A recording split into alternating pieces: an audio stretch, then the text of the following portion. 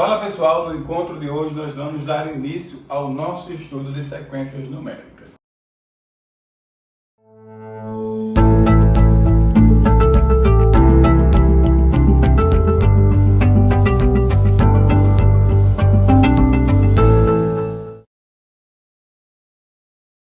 Que são nada mais do que padrões numéricos. Claro, existem outros tipos de padrões, né?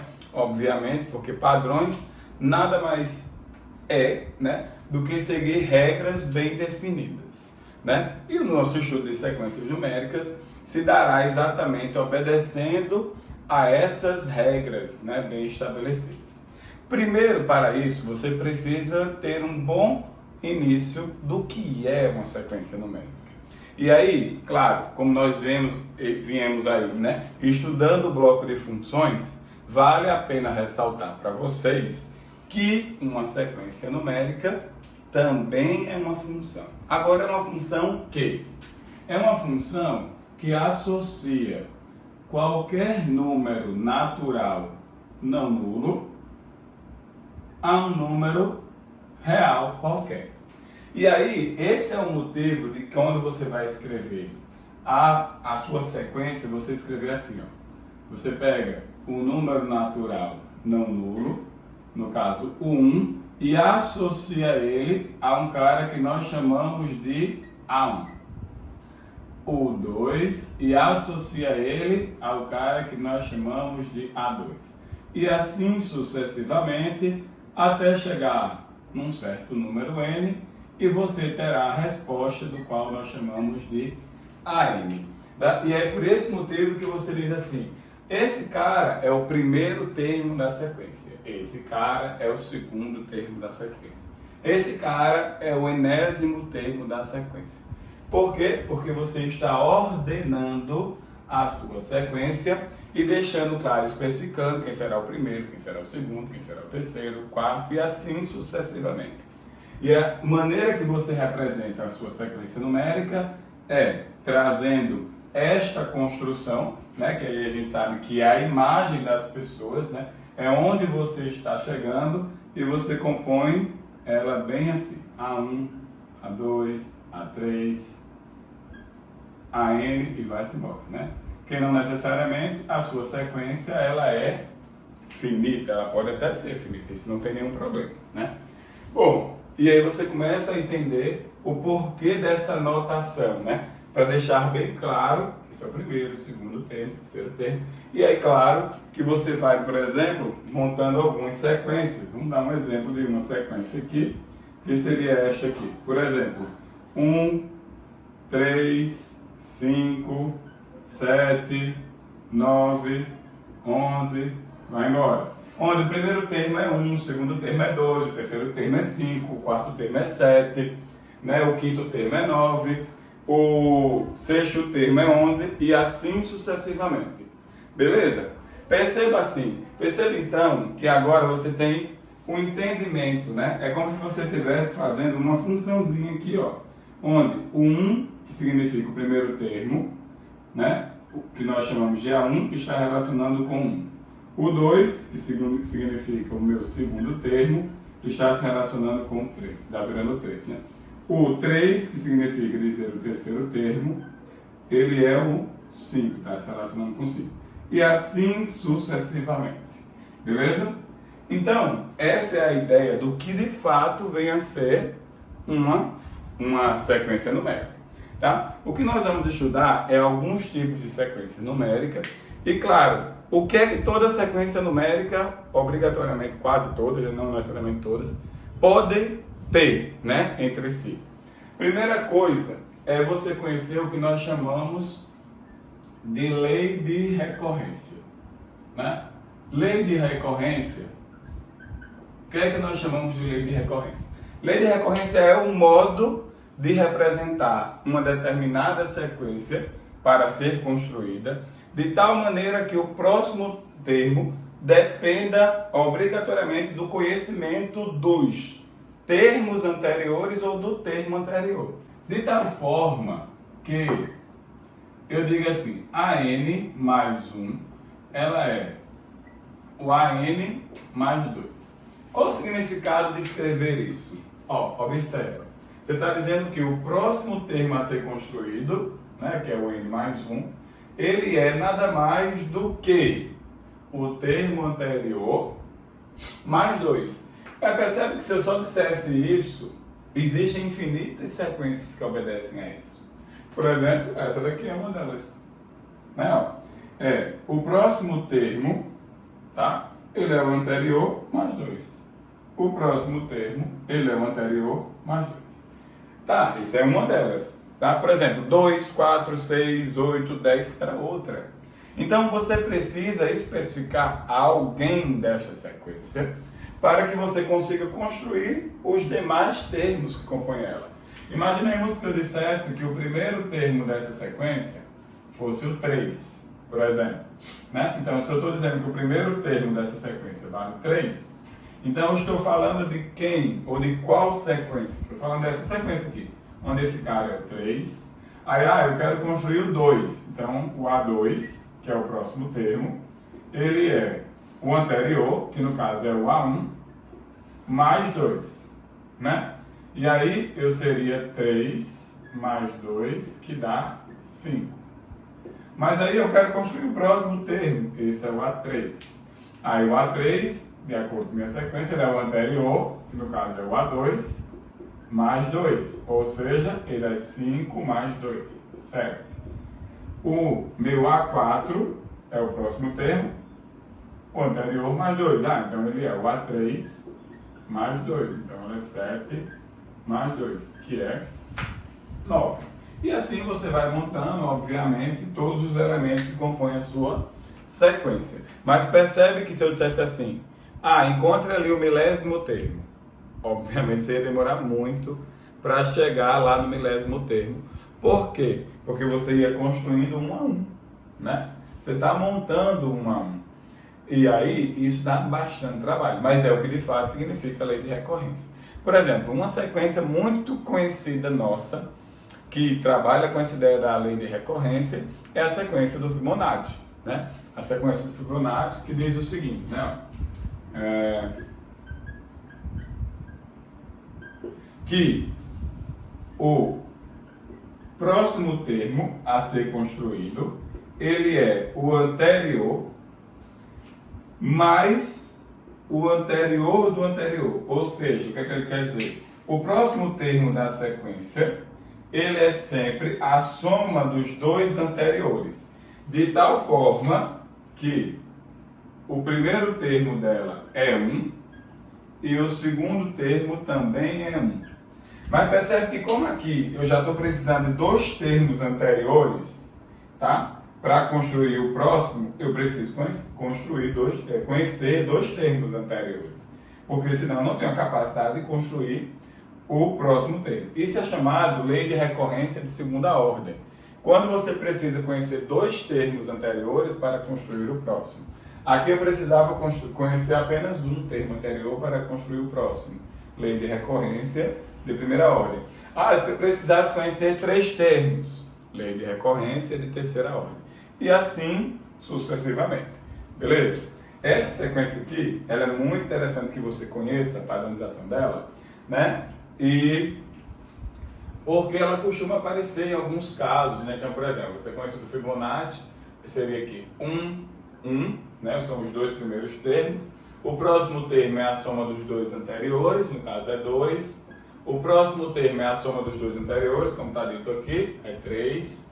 O próximo termo é a soma dos dois anteriores, é 5, 8, 13, 21, 35 e assim sucessivamente, né? Por sinal, isso é bem interessante, né? Porque ela vai montando uma curva, né? A curva áurea, que está presa no retângulo de ouro, né? Que vai montar aqui, vou botar um pedacinho dessa curva aqui para vocês só terem noção, né? É mais ou menos assim. Assim, você teria algo assim acontecendo. Começa com 1, aí vai montando, aí gera o quadrado aqui de lado 2, que gera o daqui de lado 3, que gera o daqui de lado 5, que gera o próximo de lado 8, né? Aí se você continuasse a girar aqui, girar o de lado 13 e assim sucessivamente, tá? Muito conhecida essa sequência, né? Por representar as belezas da época em que foram pensadas, né? Tinha que se enquadrar nesse retângulo de ouro, tinha que estar tudo seguindo essa perfeição, né? Que era predestinada há muito tempo atrás. Por sinal, ela é responsável nesse retângulozinho aí, né? De uma proporção A por B, quando você retira um quadrado, ele gera o nosso famoso número de ouro, né? Que é o nosso número que a gente chama de número φ, né? Que vale aproximadamente 1,6. Ele é formado, se você quiser conhecer esse número, né? É bem simples, é um retângulo qualquer, de lado A por B, de onde você tira desse retângulo um quadrado. Aí a razão entre o lado maior desse retângulo e o lado menor desse retângulo vai gerar o que nós chamamos de número de ouro. Beleza? Tá, mas dando continuidade à nossa ideia, né, nós vamos agora falar sobre o que nós chamamos de termo geral, né? E aí o que é que nós chamamos de termo geral? Diferente da lei de recorrência, como assim?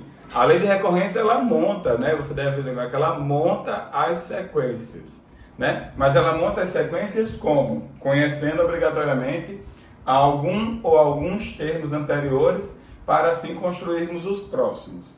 Já o termo geral, ele também é uma lei de construção, uma lei de formação da sequência, só que agora você não precisa mais saber ou conhecer algum termo anterior, né? Por quê? Porque ele é uma lei que vai determinar todas as pessoas que estão na sequência apenas conhecendo a posição dos elementos, né? Ou seja, agora deixando bem claro, né, que ele vai estar associando a posição a quem é o número. Então, o nosso termo geral ele tem essa função. Ele é uma lei de formação da sequência, assim como a lei de recorrência, só que agora ele não precisa mais utilizar de termos anteriores para a construção dos próximos termos. Por exemplo, imagine que você está falando do número da sequência AN igual a 3 vezes N mais 1. Percebe que eu não preciso dizer nenhum termo, porque N ele representa todas as posições adequadas da sua sequência, a que você desejar. Por exemplo, imagine que eu queira o primeiro termo. Se eu quero o primeiro termo, de acordo com minha lei de formação, eu sou nada mais do que 3 vezes 1 mais 1, ou seja, 4. Não, eu quero o segundo termo. Meu segundo termo, ele é 3 vezes 2 mais 1, ele é o 7. Não, eu quero o 10º termo dessa sequência. Eu quero A10. Então eu sou 3 vezes 10 mais 1, né? Que no caso aqui seria 31. Eu quero o milésimo termo. Ok, você encontra. Você não precisa conhecer o 999, né? O termo de posição 999, para poder construir o próximo. Essa é a grande diferença entre o que nós chamamos de lei de recorrência e termo geral. As duas, elas são leis de formação da sequência. Só que a diferença é, a lei de recorrência eu preciso conhecer algum ou alguns termos para trás para construir os próximos elementos que compõem a minha sequência. O termo geral, não necessariamente isso precisa acontecer, né? Eu posso descobrir qualquer termo da sequência, desde que eu saiba ou deseje qual é a posição dele, né? Eu quero descobrir somente através da posição dele. Isso lembra muito, né? Aqui já está bem claro e bem forte, a ideia de função, né? Você quer descobrir alguém, né, em relação a uma determinada variação, que nesse caso aqui a variação seria a nossa posição, né? A posição do elemento onde ele está localizado dentro da sua sequência. Bom, é importante que você tenha essa diferença bem gritante entre uma coisa e outra, porque isso pode aparecer no contexto de qualquer tipo de sequência numérica e que você conheça essa padronização do que é uma lei de recorrência e do que é um termo geral. Bom, toda sequência também pode-se falar do que nós chamamos de soma dos termos, né? E aí o que é que nós chamamos de soma dos termos da minha sequência, né? Soma dos termos da minha sequência, o nome já está dizendo, né? Eu vou somar, né, os elementos que compõem a minha sequência. Nós costumamos representar isso por Sn.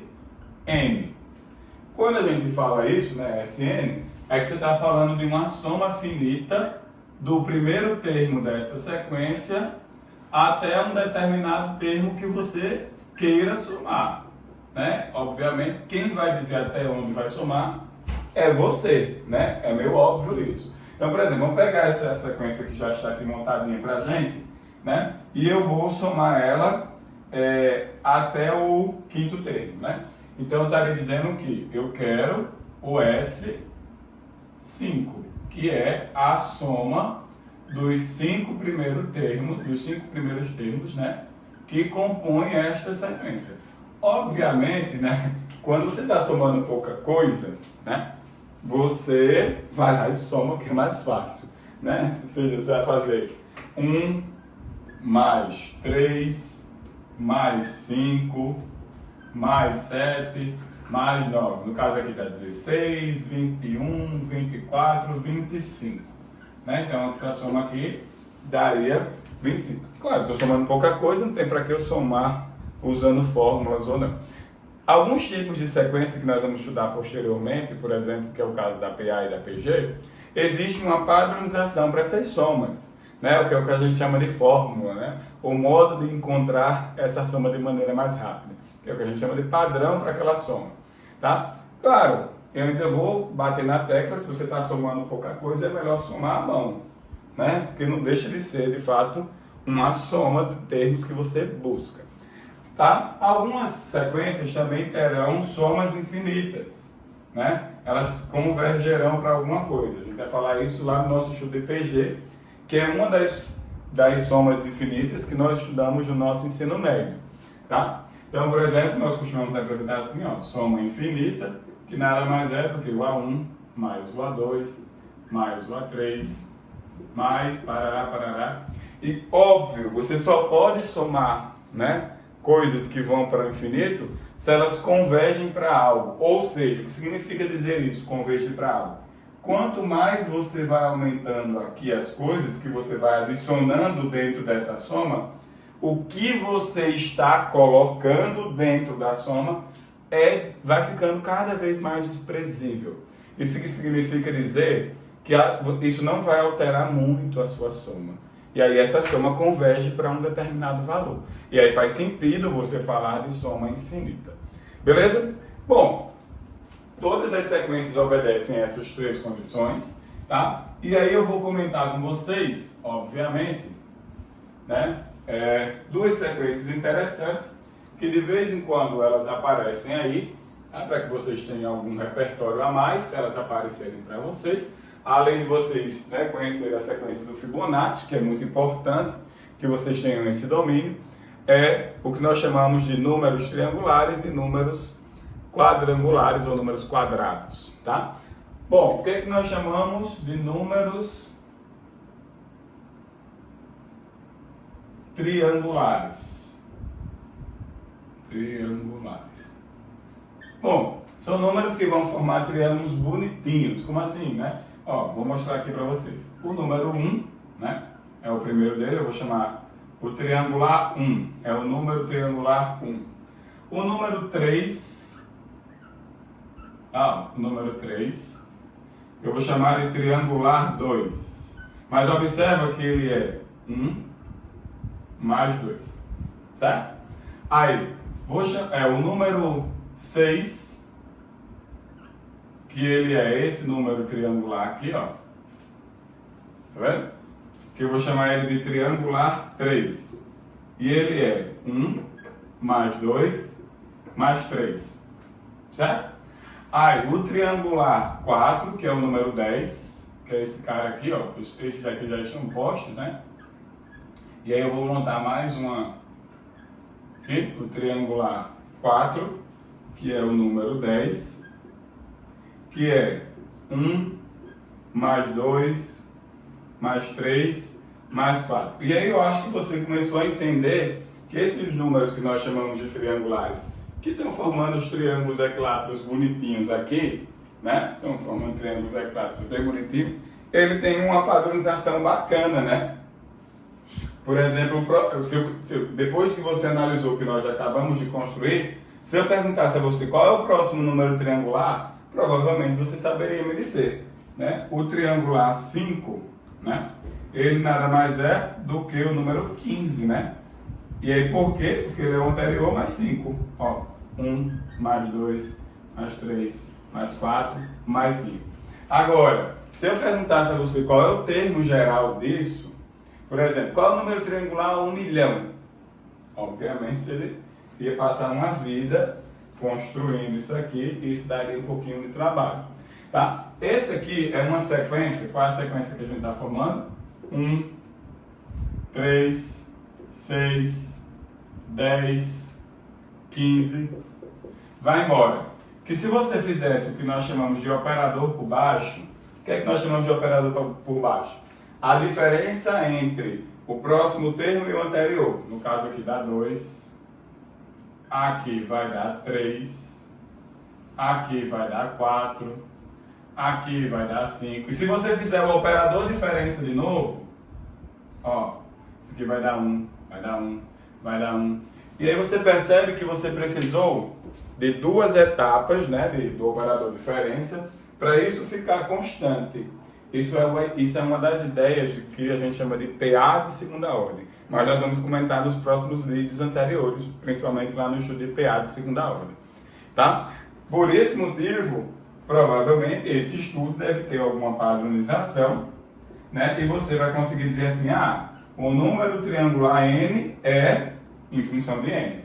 E aí isso é o que nós chamamos de quê? Você deve estar dizendo aí que é de termo geral, né?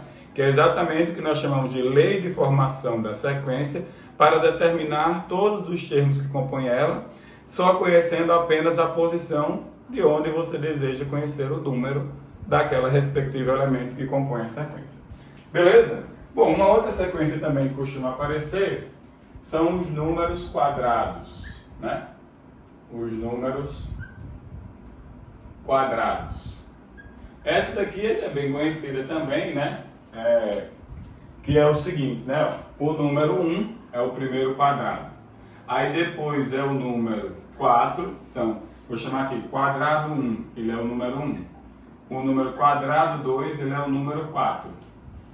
O próximo número quadrado é o 9. Né? Então, esse é o quadrado 3, que é o 9. O próximo número quadrado é o 16. E aí você já deve estar entendendo a lógica de construção do que nós chamamos de números quadrados, né? São os números que nós consideramos como quadrados perfeitos, né? Esse cara aqui é o 1 ao quadrado, esse cara é o 2 ao quadrado, esse cara é o 3 ao quadrado, esse cara é o 4 ao quadrado. Como aqui está um pouquinho mais fácil de manusear, né? E você tem um conhecimento, né?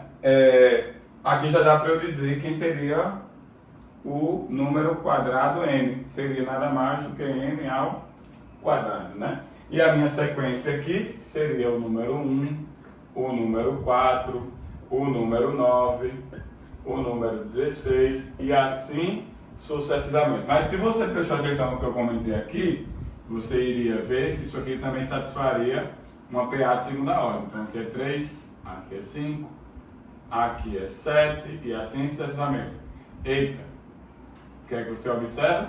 Você observa que também precisou de duas vezes o operador diferença para ficar constante. Então parece também que esse número está satisfazendo a mesma ideia de construção desse aqui, de ser uma PA de segunda ordem, que nós vamos comentar um pouquinho mais para frente. Beleza? Para encerrarmos a nossa aula de hoje, vai aí um exemplo que caiu no nosso Enem, que trabalha com essa parte de sequência geométrica. O nosso exemplo nos diz o seguinte: um segmento de reta está dividido em duas partes na proporção áurea, quando o todo está para uma dessas partes, na mesma razão em que essa parte está para outra. Essa constante é comumente representada pela letra grega φ, dado pelo valor da solução positiva da equação φ² mais 1. Se você lembrar do que eu comentei agora, quando eu estava falando da sequência de Fibonacci, provavelmente você vai ter um bom repertório para essa questão. Você lembra que a gente falou que a sequência Fibonacci obedecia aquela curva, né, áurea, que estava dentro do retângulo áureo, que fornecia o número de ouro. Essa aqui é uma outra maneira de você achar o número de ouro. Ó. Um segmento de reta está dividido em duas partes, onde o todo do segmento está para uma das partes, assim como essa parte está para a outra. Se você fizesse essa continha, vai dar uma relação parecida com isso aqui. E aí, se você fizer a solução daquela equação, você vai achar o que nós chamamos de número de ouro. Isso já é uma boa ideia quando você conhece isso. Percebe que quando você tem um conhecimento um pouco mais aguçado de determinadas coisas, provavelmente isso vai dar repertório para ser mais rápido. Bom, aí ele continua dizendo assim: as potências do número φ podem ser expressas na forma Aφ mais b, ou seja, podem ser expressas através de uma função, né, de uma relação de polinômio do primeiro grau, onde essas constantes A e B que relacionam, né, com o número φ são números inteiros e estão apresentados dessa maneira: φ², que já está definido ali, φ², φ², φ². E a pergunta é quem é o próximo cara dessa sequência que recebe essa padronização, ou seja, quem é o φ². Bom, se você observasse os coeficientes constantes aqui, né, inteiros dessa padronização, ó, esse aqui é o 1, esse aqui é o 2, esse é o 3, esse é o 4, 1 mais 2, né, como que está aqui, vai dar o 3, o 2 mais o 3 vai dar o 5, o 3 mais o 5 vai dar o 8, já achei quem é o coeficiente A, seguindo essa minha padronização do φ², eu seria 5 mais 8, 13 φ. Aí agora vamos olhar para a parte constante, né? Aqui eu sou 1, 1, 2, a soma dos dois anteriores. 1 mais 2, 3. 2 mais 3, 5. Recebe também, ela obedece a sequência de Fibonacci, então o próximo termo seria nada mais do que 8. Percebe que quando você tem esse recurso, você ganharia bastante tempo? Claro, Diego, eu não tenho esse recurso, eu não conheço o número φ. Está relacionado com a proporção áurea, né, que obedecem aquelas coisas que nós já comentamos, né, e que é determinado também lá, né, pela sequência do Fibonacci, ou os coeficientes ali obedecem a essa sequência, né? E aí, como é que eu faço para resolver essa questão? Vou perder essa questão? Obviamente não, isso é potência. E você estudou potência, né? Então, se você estudou potência, você sabe o que fazer quando você tem um φ², por exemplo. Se eu tenho um φ², eu posso representar ele como um φ² vezes um φ². Posso? Posso representar assim. E por sinal, né, isso aqui eu conheço, está bem definido ali, né, no caso seria φ mais 1, que está multiplicado por φ², que também está definido ali, que é 5φ mais 3. Isso aqui não passa nada mais de um processo de distributiva, né, que daria 5φ², aqui daria mais 3φ, né? Esse aqui daria mais 5φ, e esse aqui daria mais 3. Só que como isso aqui não depende de φ², você substituiria o φ². Isso daria 5 vezes o meu φ², que no caso é φ mais 1, que está somado a 8φ, que está somado a 3. E aí, quando você desenvolver de novo, aqui vai dar 5φ mais 5, que está somado com 8φ, mais 3, né? E isso, por sua vez, é equivalente a somar 5φ com 8φ, dá 13φ, e 5 mais 3, que vai dar 8. E você chega, obviamente, na mesma resposta, não com a mesma agilidade, porque aquilo ali dependia que você conhecesse a sequência do Fibonacci. Beleza? Bom, espero que vocês tenham compreendido o que é que todas as sequências numéricas precisam obedecer e ter dentre si, né, ou que pode ser falado sobre elas, que é lei de recorrência, termo geral, soma dos termos. Fora que, obviamente, você tem que enxergar a padronização, que não é uma tarefa tão fácil, às vezes, de cada sequência que você está analisando. Beleza? Nos encontramos em breve. Valeu. Até mais.